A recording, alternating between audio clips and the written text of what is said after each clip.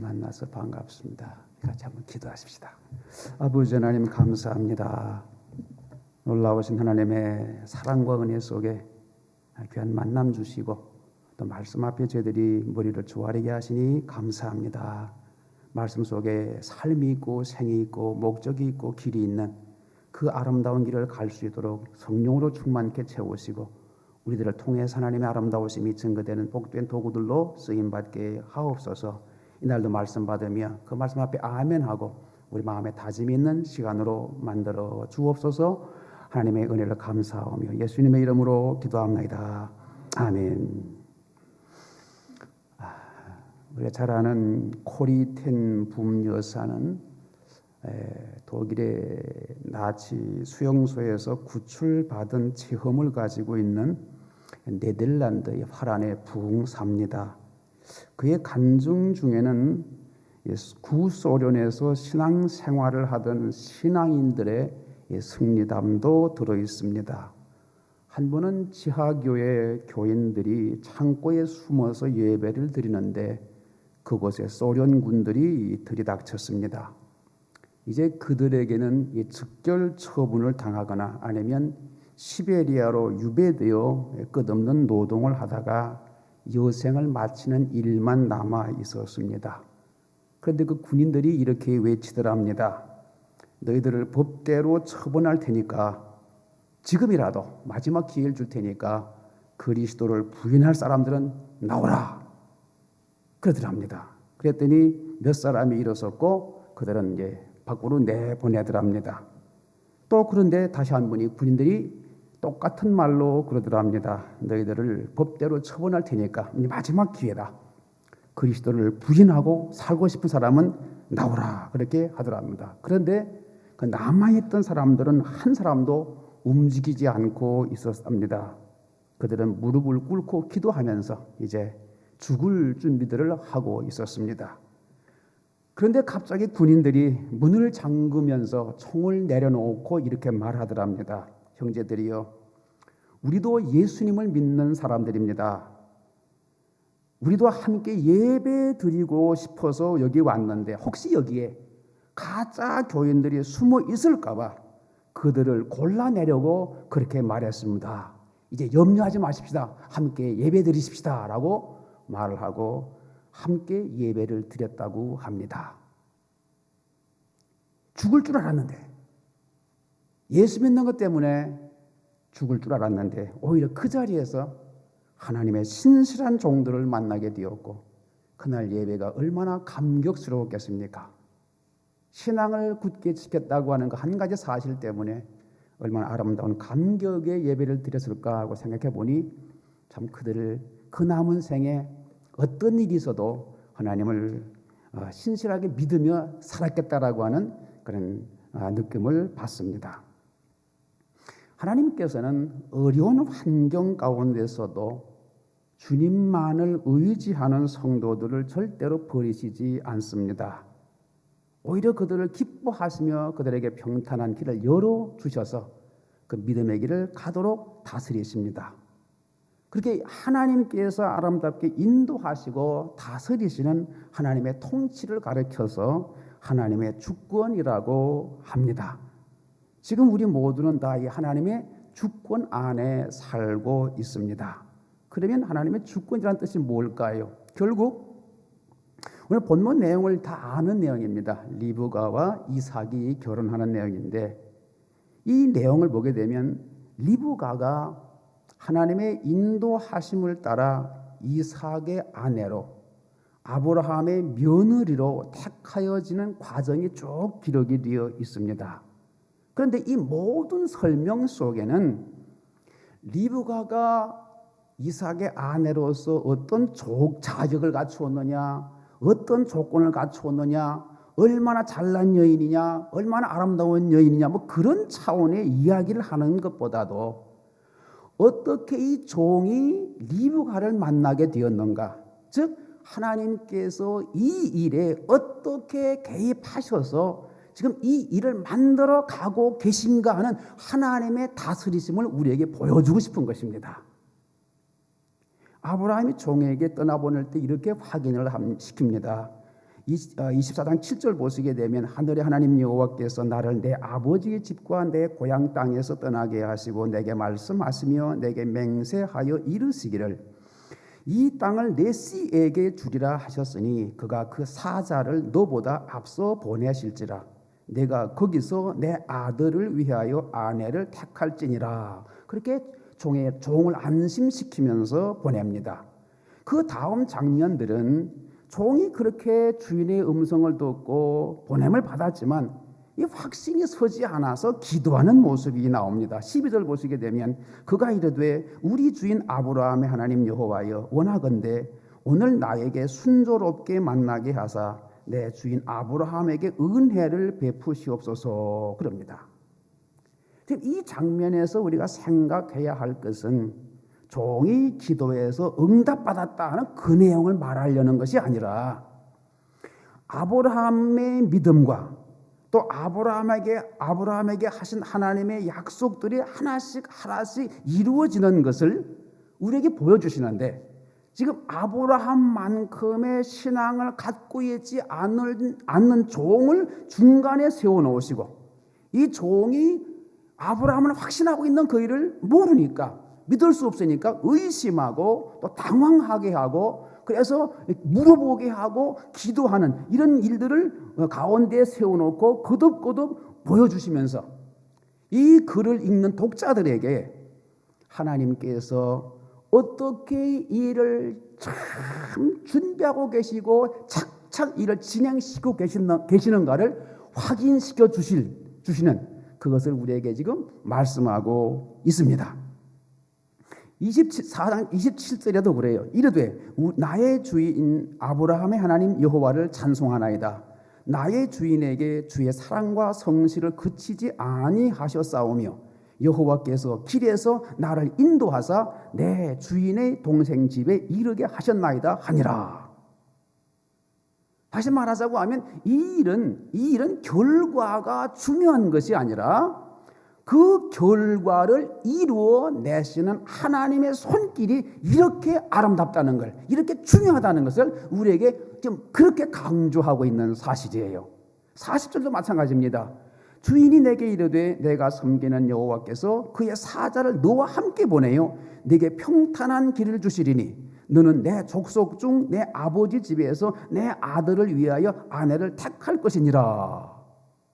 이것은 리브가의 오빠인 라반에게 지금 자기가 여기까지 오게 된 경위를 설명하는 내용입니다. 여기서 종은 아브라함이 한 이야기를 그대로 반복하면서 이 일이 지금 어떻게 이루어졌는지를 다시 우리에게 강조하고 있습니다. 48절도 마찬가지입니다.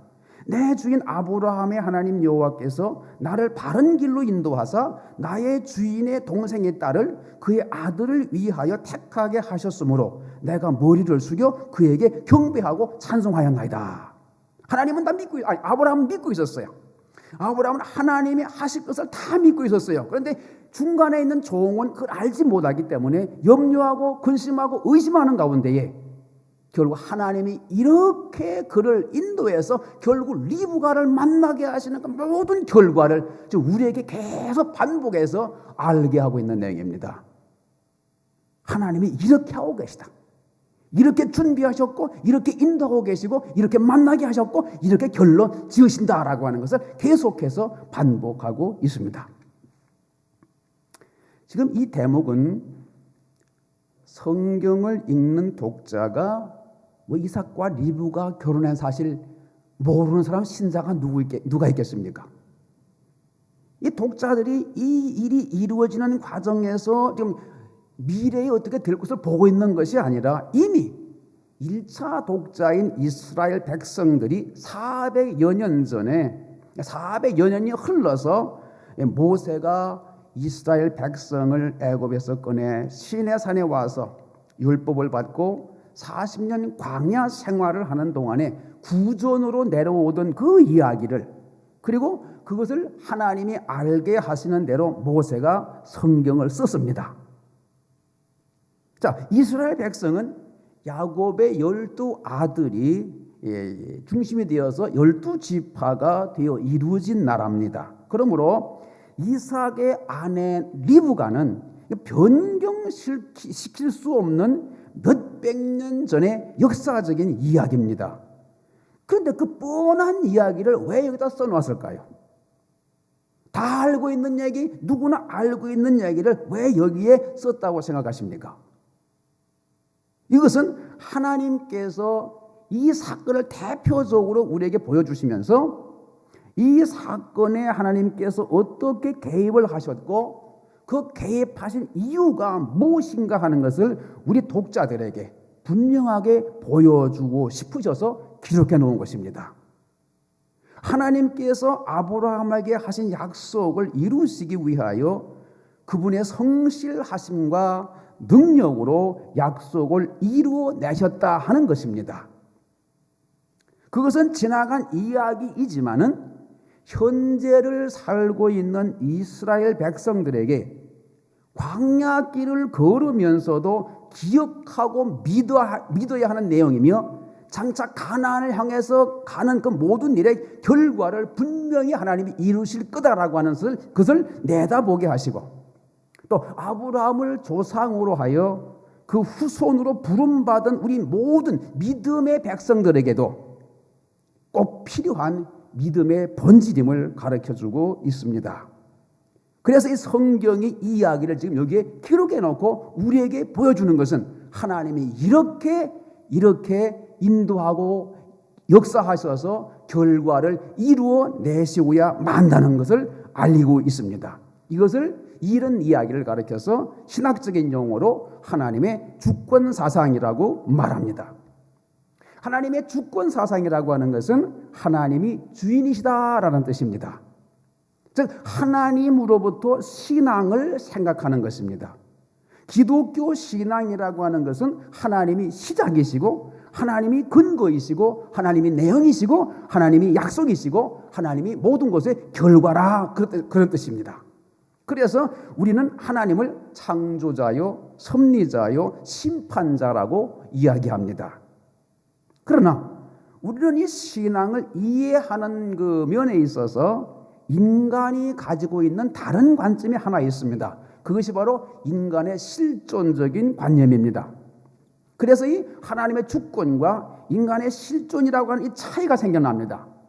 그래서 하나님의 주권이라고 하는 하나님의 주권을 근거로 하는 신학체계에서는 하나님의 뜻과 하나님의 계획과 하나님의 속성, 성품 이것을 가장 중요한 개념으로 틀을 짭니다. 그런데 반대로 인간의 실존을 기본 개념으로 틀을 짜는 사람들은 인간이 가진 체험과 인간이 하는 확인과 인간이 필요로 하는 것들로 이거 틀을 만들어서 이야기를 만들어내고 있습니다. 그래서 이 둘, 하나님의 주권과 실존적 개념은 불가분의 관계에 있음에도 불구하고 인간의 실존이라고 하는 틀 위에 신앙을 세우게 되면 잘못하면 기독교 신앙이라고 하는 것이 내가 필요한 것, 내 필요와 내가 이해가 되고 내가 알아듣는 그런 차원의 범주로 격화될 수밖에 없습니다. 그러나 성경은 바로 이 문제에 대해서 영원토록 변함없이 기독교 신앙의 근거는 오직 하나님이시다라고 하는 것을 한 발도 양보하지 않으시고 우리에게 강조하고 있습니다. 그럼에도 불구하고 우리는 많은 기독교의 신자들 속에서 늘 이게 오해가 되는 것은 기독교 신앙이든 일반적인 종교든 인간인 나 자신을 시작으로 하고 출발점으로 해가지고 신앙하는 것에 나에게 도움도 없고 나에게 의미가 없다고 하면 무슨 소용이 있겠는가라고 하는 식의 요구를 자꾸 합니다. 나에게 유익도 없고 내게 보탬도 안 된다. 그러면 내가 왜 신앙을 해야 되느냐라고 하는 문제를 늘 제기합니다. 또 우리의 소원과 우리의 필요에 응답하시는 것으로 신앙의 기초와 근거를 삼는 체험적인 신앙과 확인을 너무나 많이 필요로 하고 있습니다. 그러니까 내가 원하는 것, 내가 요구하는 것, 이것이 들어줘야, 이것을 하나님이 들어주어야 우리는 만족하는 이런 신앙 체계를 가진 사람들이 참으로 많습니다. 그러나 성경이 말씀하는 것은 하나님의 주권 사상이다라고 하는 것. 실존적인 우리의 필요와 우리의 확인을 외면하는 것이 아니라 우리의 필요와 우리가 확인하는 것들 다 필요로 합니다. 그런데 그 필요와 확인을 우리의 기대와 우리의 소원하는 그런 차원을 넘어서는 신적인 기대와 신적인 차원에서 우리에게 채워주신다는 사실이 바로 하나님의 주권사상이다, 그것입니다. 채워주십니다. 채워주시는데 우리가 원하고 우리가 소원하고 우리가 바라는 그 정도가 아니라 하나님이 바라시고 하나님이 원하시고 하나님이 가장 좋은 곳으로 우리에게 주신다는 차원에서 하나님의 주권입니다. 여러분, 우리가 요구하는 바대로 하나님이 다 들어주시면 이 땅이 어떤 모습일까요? 여러분 생각해 보셨습니까? 오늘 이 지구상에 우리가 살고 있는데 지금 여러분이 원하는 대로 다 이루어진다고 하면 이 토론토가 뭐가 되겠습니까? 상상해 보십시오. 저 사람 미운데 성경에도 꼭 있어요. 하나님 아버지 그의 아내는 과부가 되게 하시고 그의 아들 딸들은 다 빌어먹게 하시고 이런 성경 구절이 있거든요. 우리 가끔가다 그런 생각 안 드십니까? 그럼 내 욕심대로 내가 원하는 대로 이 세계가 되어진다고 하면 하나님이 다 들어주신다고 하면 지금 이 토론토가 요지경 아니겠습니까? 하나님이 우리 필요를 아십니다. 우리 기대를 아십니다. 그런데 들어주시는데 우리의 기대와 우리의 소원과 우리의 바라는 대로가 아니라 하나님이 원하시는 바대로 필요한 대로 우리에게 신적인 차원에서 고급한 차원에서 우리에게 응답해 주신다 하는 것이 하나님의 주권 사상입니다. 우리와 아무 상관없는 또 우리가 확인할 수 없는 하나님의 하나님 되심이라는 것으로 신앙이 배타성을 갖는 그런 주장을 하는 것이 아니라 우리가 가지는 인간적인 유한성에서 나오는 필요와 그 유한한 인간들이 가지는 소원들과는 차원이 다른 고급한 차원에서, 그래서 기어코 우리가 이해 못하고 어떨 때는 속상하다고 막 울부짖는 그 우리들을 하나님이 오셔서 설득해서 결국은 우리들로부터 아멘 하나님 그렇게 고백하게 만드시는 하나님의 다스림의 차원, 이것이 하나님의 주권입니다. 그러나 하나님의 주권이 하나님께서 칼자루를 쥐시고 마음대로 하신다 그런 뜻이 아닙니다. 신자는 어디에서나 무엇에서나 하나님의 다스리심과 하나님의 섭리와 하나님의 의지의 활동을 의식하고 행해야 된다라고 하는 것입니다. 우리 표가 아닙니까? 언제 어디서 그죠? 무엇을 하든지 간에 우리는 그리스도인답게 사는 것입니다. 다른 말로 하면 하나님이 나를 주관하시는 그 권세 아래 내가 오늘을 산다는 것입니다. 이 표가 하나님의 주권 사상입니다. 그러므로 하나님 주권은 우리의 실존이 가지는 인간적인 그 유한성에서 제한성을 벗어난 창조주이시며 섭리자이시며 심판자로서의 온 우주와 역사의 주인으로 모든 개인의 인생의 주인이신 하나님의 통치를 내 속에서만 하나님이 들어와 계신 것이 아니라 나의 모든 영역, 또 모든 시간, 또 어느 상황에서나 볼 수 있다라고 하는 훨씬 무한한 넓이와 깊이와 차원에서 하나님의 전능하신 통치를 말하고 있는 겁니다. 좀 쉽게 말해보지요. 마태복음 6장 우리 33절 보시게 되면 너희는 먼저 그의 나라와 그의 의를 구하라 그리하면 이 모든 것을 너희에게 더하시리라는 말씀 앞에 무슨 이야기가 나온 후에 이런 결론이 나왔습니까? 그 앞에 보시게 되면 공중의 새를 보라 심지도 않고 거두지도 않고 창고에 모아들이지도 아니하되 너희 하늘 아버지께서 기르시나니 너희는 이것들보다 귀하지 아니하냐. 너희 중에 누가 염려함으로 그 키를 한 자라도 더할 수 있겠느냐. 또 너희가 어찌 의복을 위하여 염려하느냐. 들의 백합화가 어떻게 자라는가 생각하여 보라. 수고도 아니하고 길쌈도 아니하느니라. 그러나 내가 너희에게 말하노니 솔로몬의 모든 영광으로도 입은 것이 이 꽃 하나만 갖지 못하였느니라. 오늘 있다가 내일 아궁이에 던져지는 들풀도 하나님이 이렇게 입히시거든 하물며 너희일까 보냐. 믿음이 적은 자들아. 그랬습니다. 자, 먹고 마시는 것이 아닌 먼저 그의 나라와 그의 의를 구하라 이것입니다. 이것은 의식주 문제나 다른 것을 걱정하지 말고 하나님의 자녀답게 사는 것이 최고 우선이며 어느 곳에서나 하나님의 통치의 완벽함을 볼 수 있어야 한다는 것입니다. 여러분과 제가 사는 모든 영역에서 저 사람을 보니 하나님이 저를 통치하고 계시다 하는 이 모습이 분명히 드러나야 마땅하다는 것입니다. 공중에 나는 새에게서도 들에 피어있는 백합화에게서도 들풀에서도 하나님의 주권의 완벽한 통치를 볼 수 있다고 하면 하물며 너희일까 보냐. 다시 말하자고 하면 너희들을 통해서는 하나님의 통치하심이 얼마나 분명하게 드러나겠느냐라고 하는 확대된 개념을 말하고 있습니다. 꽃이겠느냐, 새겠느냐, 들풀이겠느냐, 너희는 비교할 수 없이 귀한데 내가 너희들을 얼마나 아름답게 귀하게 다스리겠느냐라고 하는 말씀입니다. 기독교 신앙에 말하는 실존이라고 하는 것은 하나님 되심과 그분의 통치하심에 대한 만족함, 그분이 나를 다스리는 모든 영역에 대해서 만족한 확인이지 내가 필요하고 내가 소원하는 그것이 기준이 되거나 그것이 잣대가 되어서 하나님께 보상을 찾는 정도의 그런 낮은 차원의 수준이 아니니 그것을 가리켜서 하나님의 주권 사상이라고 이야기합니다.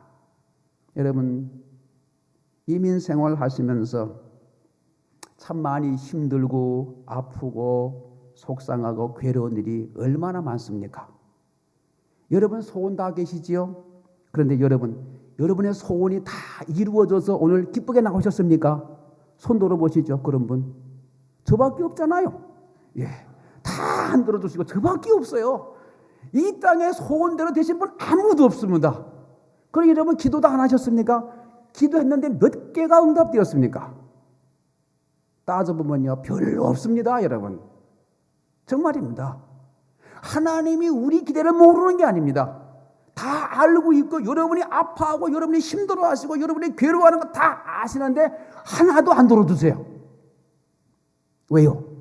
그것보다는 하나님이 원하시는 바대로 나를 이끌어 가시는 것이 더 아름답기 때문에, 더 좋기 때문에, 더 귀하기 때문에 여러분이 아무리 울고 부르짖으셔도 하나님이 좀 참아라 그러고 그냥 무관심한 듯 보이는 것입니다. 여러분 그대로 들어주시면 우리는 망하기 때문에, 그걸 들어주시는 것 때문에 우리는 손해이기 때문에 하나님의 고급한 차원에서 여러분들을 안 들어주시면서 이끌고 가시는 그 가운데 오늘을 살고 있습니다. 그렇지만 아무것도 모르는 종을 이끌어가지고 리브가에게 인도하여서 결국 만나게 하시듯이 기적적인 만남 아닙니까? 우리가 볼 때는 기적적인 만남이지만 하나님께서 보실 때는 당연히 그리 가야죠. 여러분이 우연이다? 여러분 우연이 아닙니다. 아무리 좋은 일이 생겨나도 우리는 우연이라고 말할 수 있을지 모르겠지만 하나님 보실 때는 필연이지 우리에겐 우연이 없습니다. 종을 리브가에게 인도하셔서 만나게 하시고 그 기도를 통해서 결국 주인의 며느리를 삼듯이 지금 우리를 그렇게 인도하고 계시다고 하는 사실을 놓치지 마십시오. 비록 눈물 나고 한숨 나고 괴롭고 안타까울 때가 있을 것입니다. 정말 답답하고 괴로워서 어떻게 해야 될지 모르는 사면 초가에 어디 발을 내디딜 곳도 없는 그런 답답한 환경 가운데 있지만 지금 종을 리브가에게 인도해 가시는 하나님의 손길이 내게 있음을 믿으시기 바랍니다. 그러므로 어떤 형편에 있든지 간에 우리 표어처럼 언제 어디서 우리는 wherever whenever 우리는 크리스찬입니다. 왜요? 그곳에 하나님이 나를 인도하고 계시고 지금 그곳에서 나를 보호하고 계시고 지금 그곳에서 나를 하나님이 가장 기뻐하는 곳에 두시고 이끌고 있다고 하는 이 사실이 여러분 얼마나 여러분을 당당하게 하십니까? 초라해지지 마십시오. 주눅들지 마십시오. 비록 세상의 모든 일들이 환경 속에서 나를 작게 만들고 나를 주눅들게 만들고 그래서 참 얼굴 들 수 없는 그런 비참한 지경이 있다 할지라도 놓치지 마실 것은 하나님의 인도하심 가운데 하나님의 주권 가운데 내가 지금 이 자리에 있다라고 하는 것. 그곳에서 하나님을 만나십시오. 결단코 하나님은 여러분들을 종을 통해서 리브가에게 인도하시듯이 그 귀한 만남을 고백하시고 나중에 다윗처럼 내 잔이 넘치나이다. 내 잔이 넘치나이다. 힘들고 어려운 길인 것 같았지만 결국 마지막에 와보니 감사할 수밖에 없고 만족할 수밖에 없고 찬양할 수밖에 없는 거 하나님이 여기에 계시다라고 하는 사실을 고백할 수밖에 없는 그 길을 우리는 가고 있습니다. 중앙교회 성도 여러분, 우리 속에 이 하나님을 붙드십시오. 여러분에게 기필코 만족을 주실 분이시고 우리 모두의 입에서 내 잔이 넘칩니다. 하나님 영광 받으소서. 이 고백을 반드시 받아내실 우리 하나님이시고 그 일을 위해서 오늘도 여러분들을 다스리시고 계십니다. 그 귀한 복이 여러분 것임을 굳게 붙들고 나아가시는 복된 생애 되시기를 주님의 이름으로 부탁합니다. 기도합시다. 아버지 하나님 감사합니다.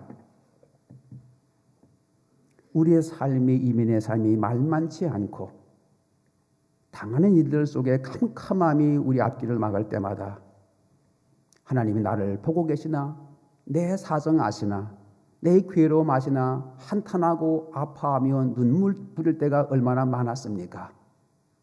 그럼에도 불구하고 오늘 이 자리에 나와서 아버지 앞에 머리를 조아리는 것은 하나님께서 종을 인도해서 리브가를 만나게 하시는 그 놀라운 다스림과 섭리의 손길 안에 있음을 믿기 때문에 여기에 있게 하셨습니다. 앞으로의 생애 속에서도 힘들고 어렵고 답답한 일을 만날지라도 나에게 가장 좋은 곳으로 하나님의 차원에서 고급한 차원에서 내게 허락하실 그 아름다운 선물을 기대하며 십자가만 바라보고 천성만 바라보고 힘차게 달려가는 우리 믿음의 다름질 되도록 은혜를 베풀어 주옵소서. 그렇게 우리를 승리의 길로 인도하시는 하나님을 찬양하오며 예수님의 이름으로 기도하옵나이다. 아멘.